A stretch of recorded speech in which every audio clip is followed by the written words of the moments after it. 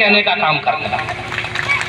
कुशवा समाज किसी का बंधुआ मजदूर नहीं है, इसलिए अगर वो हमें देंगे तब हम उनको सपोर्ट करेंगे, अन्यथा बिल्कुल नहीं करेंगे। आप लोग यहाँ पे आए और मुझे सुना, इसी कड़ी में मैं आप लोगों से कहना चाहता हूँ कि कोई जहाज को पलट दे उसे तूफान कहते हैं, जो जहाज को पलट दे उसे तूफान कहते हैं, और जो तूफानों से भी टकरा जाए उसे इंसान कहते हैं, इंसान कहते हैं। मेरे स्वजातीय भाइयों, आप लोग सक्षम है, जो लोग समाज में पटेल है, जो लोग समाज में पार्षद है, वो कम से कम एक गरीब की मदद जरूर करने का काम करें।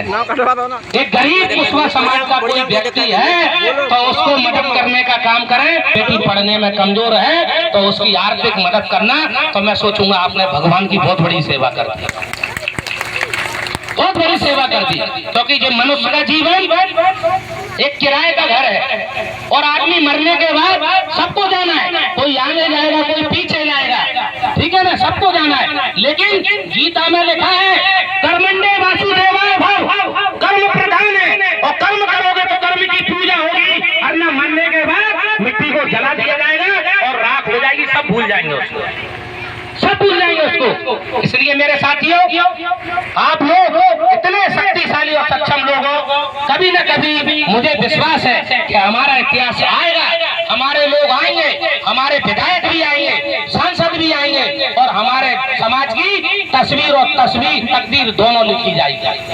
आज जुलूस में मैं देख रहा था, दो व्यक्ति शराब पी के नच रहे थे, मेरी नजर उनके ऊपर थी। मैंने कहा ये समाज की स्थिति है। वो नच रहे थे, दुकान वाले लोग हंस रहे थे, दुकान वाले लोग हंस रहे थे हम लोगों के ऊपर कि ये है कुशवा, देख लो।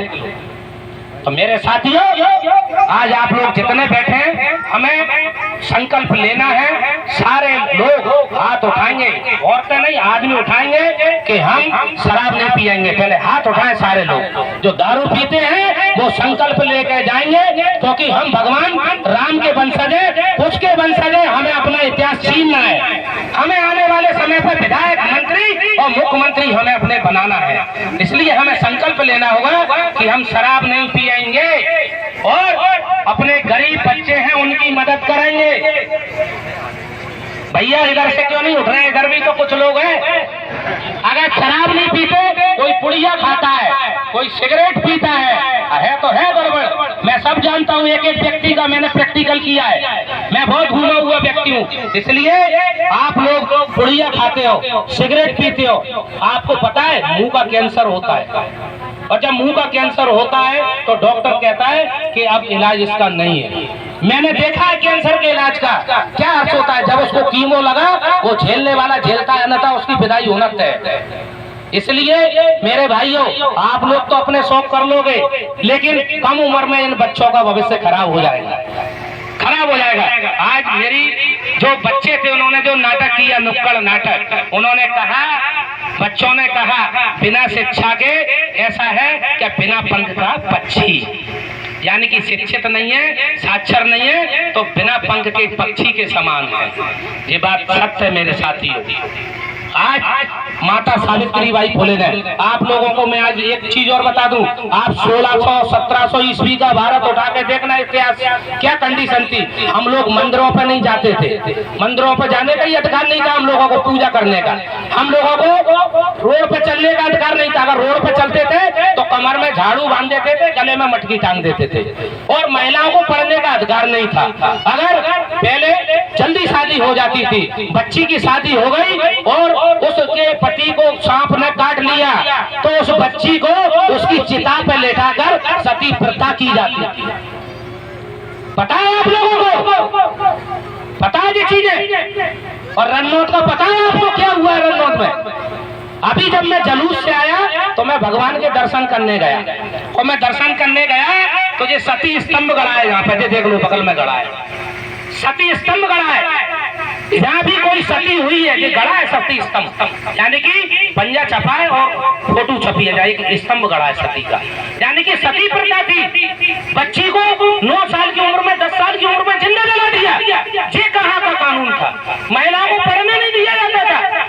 तब जाके 1800 ईस्वी में महात्मा फुले ने अपनी पत्नी को पढ़ाया और उन्होंने संकल्प लिया कि हम अपने बच्चे पैदा नहीं करेंगे, क्योंकि इतनी कंडीशन खराब थी। उन्होंने कहा सारे हिंदुस्तान के लोग हमारे बच्चे हैं, वो हमारे बच्चे हैं और उनको हम शिक्षित करेंगे। उन्होंने एक संकल्प लिया। माता सावित्री बाई बच्चों को पढ़ाने जाती थी तो कुछ सामंतशाही लोगों ने कहा महिला नहीं पढ़ेगी, महिला को घर का काम करना है। तो माता सावित्री बाई फुले ने कहा मैं महिलाओं को पढ़ाऊंगी। तो उन्होंने कहा हम आपको जान से मार देंगे। उन्होंने कहा मैं मरने के लिए तैयार हूँ। तो उन्होंने कहा पढ़ा के देखिए। तो माता सावित्री बाई फुले 2 साड़ी लेकर चलती थी, झोले में एक साड़ी रख के चलती थी, एक पहन के चलती थी। लोग कीचड़ फेंक देते थे, गोबर फेंक देते थे, कहते थे महिलाओं को नहीं पढ़ाने देंगे। लेकिन माँ सावित्री बाई फुले नहीं मानी। उन्होंने शिक्षा की ज्योति जलाई, जिसका उदाहरण है कि भारत की प्रधानमंत्री इंदिरा गांधी बनी। आज भारत की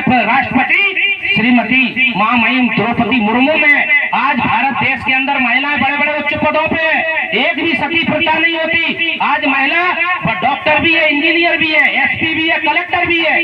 ये किसकी देन है? ये हमारे महापुरुषों की देन है। और माता सावित्री बाई फुले को माता का दर्जा इसलिए दिया गया है, इसलिए हम उनको माता सावित्री बाई फुले कहते हैं। इसलिए हम उनके इतिहास को पढ़ें और जाएं उनके इतिहास में, तब हमें मालूम पड़ेगा कि 9 साल की उम्र की बच्ची ने शादी होकर आई माता सावित्री बाई फुले की। कितनी छोटी सी उम्र में उन्होंने अपने आप को संभाला और समाज की लड़ाई लड़ने का काम किया। भूखी रहती थी, प्यासी रहती थी, लेकिन उन्होंने अपने समाज के नहीं सभी समाजों को उन्होंने कहा मैं महिलाओं को पढ़ाऊंगी, बच्चियों को पढ़ाऊंगी। ये कंडीशन थी। आज तो आपके पास स्कूल है, आज आपके पास कॉलेज है, उसका सदुपयोग करिए। शासन की जो योजना है, जो अच्छे नंबर लेके आता है उसे 25,000 रुपए देने का काम कर रही है सरकार। आप लीजिए और शिक्षित बनिए। आज मध्य प्रदेश की सरकार ने अभी में 31 जुलाई को भोपाल के अंदर कुशवा समाज का एक बड़ा कार्यक्रम हुआ, 50,000 लोग उसमें आए। मैंने मुख्यमंत्री शिवराज सिंह चौहान से कहा कि हमारी समाज तो बहुत है, लेकिन हमारी समाज को मिला क्या है ये बता दो। मेरी समाज में तो हर जगह एक एक जिला उंगलियों पे, एक एक गांव, एक एक तहसील में उंगलियों पे जानता हूं। जब मैंने कहा तो मुख्यमंत्री ने कहा कि सबसे पहले आपका सागर जिले में जो मंदिर था कुशवा समाज का लवकुश का, उसको मैं बनाने का काम करूंगा। 10 करोड़ रुपए देके वो मंदिर सागर में बनाया जाएगा।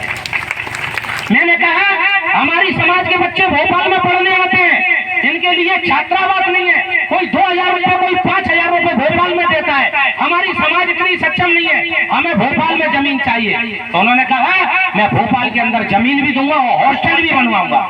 क्योंकि हम लोग शिक्षित थे, हम राजनीतिक थे, इसलिए हम जानते थे इनसे हम, क्योंकि मध्य प्रदेश के मुख्यमंत्री हैं और हमें इनसे लेना है, हम जानते थे। हमने कहा, उन्होंने मुख्यमंत्री ने एक घोषणा और की। उन्होंने कहा हम ऐसा काम कर देते हैं कि आपकी समाज का एक बोर्ड बना देते हैं। ये बोर्ड कुश कल्याण बोर्ड के नाम से जाना जाएगा। पहले उसका नाम दूसरा था, लेकिन हम लोगों ने कहा कि मध्य प्रदेश में कुशवा काची बिरादरी ज्यादा है, हम कुशवा काची समाज से आते हैं, इसलिए उसका नाम आप कुश कल्याण बोर्ड करिए। तो उन्होंने उसका नाम कुश कल्याण बोर्ड किया और उसमें एक राज्य मंत्री बनाए, नारायण सिंह कुशवा विदिशा से, जो आपके रन्नौद में आए थे, उनको कैबिनेट मंत्री का दर्जा दे दिया। और उसमें 4 सदस्य रहेंगे, कोई भी आए, लेकिन बोर्ड बनाया गया है। बोर्ड हमेशा रहेगा, ये हमेशा रहेगा, बोर्ड कभी खत्म नहीं होगा। हम लोगों ने लड़ाई लड़ी तो उसका फल मिला, और वो बोर्ड के अंदर हमारी समाज की महिलाओं की सुनी जाएगी। अगर किसी की जमीन पे कब्जा होता है, अगर किसी महिला के साथ गलत होता है, अगर वो FIR नहीं हो रही है, अगर पुलिस उसको प्रताड़ित कर रही है या कोई उसको प्रताड़ित करता है, तो वो शिकायत उससे कर सकती है जाके बोर्ड के माध्यम से। ये हमें मिला, जब हम राजनीति में आए, और हम लोग राजनीति में आएंगे तभी हमें कुछ मिलने वाला है। अगर हम राजनीति में नहीं रहेंगे, भंडारे खाते रहेंगे, तो कुछ नहीं मिलेगा। हम लोग सुबह से भूखे हैं, हम लोगों ने खाना नहीं खाया, हम 3-3 दिन भूखे रहते हैं, लेकिन समाज को जगाते हैं। हमें मालूम है एक एक मिनट कीमती है, हमारे भी बच्चे हैं, हमारा भी घर है, हम भी बड़े परिवार से आते हैं, बड़ी फैमिली है, लेकिन समाज को जगाने का काम इसलिए करते हैं कि मेरी समाज खेतों में पानी देती है, नंगे पैर देती है, सांप काट ले उसको, बीछू काट ले उसको, लेकिन वो परवाह नहीं करती, मेहनत करती है। तन पे कपड़े नहीं होते हैं, लुंगी लगाए रहते हैं और अपने बच्चों को पढ़ाने का काम करती है।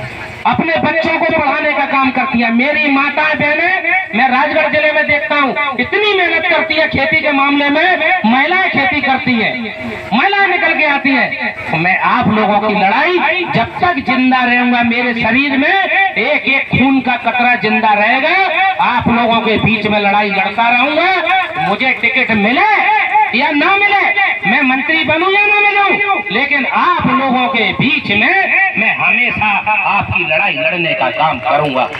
मेरे साथियों, आप लोगों ने समय दिया उसके लिए बहुत बहुत धन्यवाद। मैं आप लोगों को भगवान से विनती करता हूं कि सर्वे भवन्तु सुखिनः, सर्वे सन्तु निरामया और सर्वे भद्राणि पश्यन्तु मा कश्चित् दुःख भाग भवेत्। हे ईश्वर, मेरी समाज को सदा शक्तिशाली बनाना, सदा सुखी बनाना, निरोगी नहीं रहे, कोई बीमार दुखी नहीं रहे मेरी समाज में, और मेरी समाज हमेशा उन्नति करे। इसी कड़ी के साथ जय हिंद, जय भारत, जय कुशवाहा समाज। बहुत बहुत धन्यवाद माननीय देश कुशवाहा जी। और 26 तारीख को दूसरी बात दबाया में जब कुछ जयंती होने जा रही है, सभी के लिए विशेष सूचना 26 तारीख को बदवाया में कार्यक्रम होने जा रहा है, सभी लोग बता रहे हैं। और जिन बच्चियों ने शिक्षा के क्षेत्र में अपना नाम रोशन किया है, जैसा कि कुशवाहा नंदिनी